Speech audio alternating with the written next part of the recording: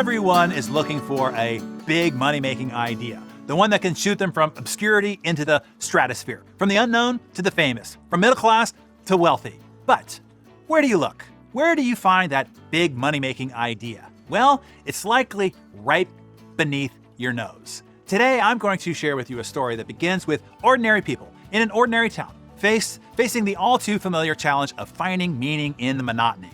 As we unravel this tale, I want you to think about your own ordinary moments. Could there be a groundbreaking idea hidden within your daily routines, waiting just beneath the surface of the mundane, if you only looked at these moments through a different lens?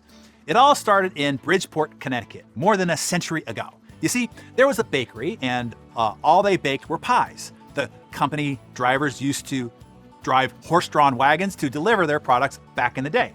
One day, during the driver's lunch break, they were all standing around at the back of the shop, a bit bored, probably, and one of the drivers got an idea. He reached into the back of the wagon and pulled out one of the company's pie tins off a stack and flung it at another driver with a direct hit to the back of his head. The rest of the drivers thought that was terribly funny, and before anybody knew what was happening, all the drivers were hurtling the company's pie tins at each other. As far as we know, nothing like that had ever happened before.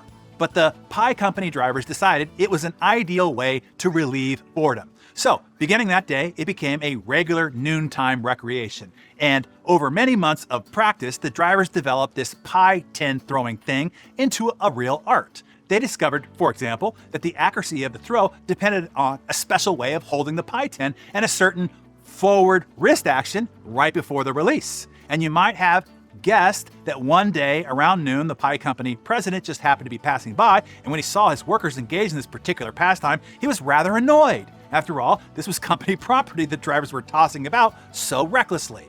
But you know, the sheer exhilaration that came from this odd recreation was irrepressible.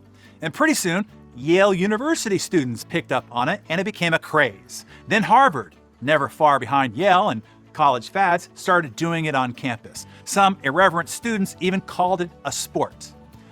And all the while, the Bridgeport Pie Company's products were the only ones used in honor of the company drivers who invented the pastime. And Purdue followed, and then Notre Dame, and eventually every major college in the country got into the act. And yes, it all started in Bridgeport, Connecticut in the early 1870s, when the employees of a local pie company discovered a way of letting off some steam.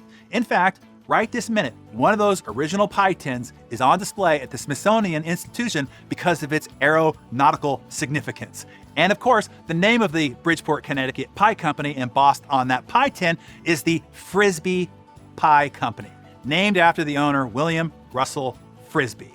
More than 300 million Frisbees have been sold worldwide since, totaling over $3 billion in revenue, and of course, it endures as a household name more than 150 years later. This story is a testament to the power of creativity and innovation that lies within each of us, especially when it seems least expected.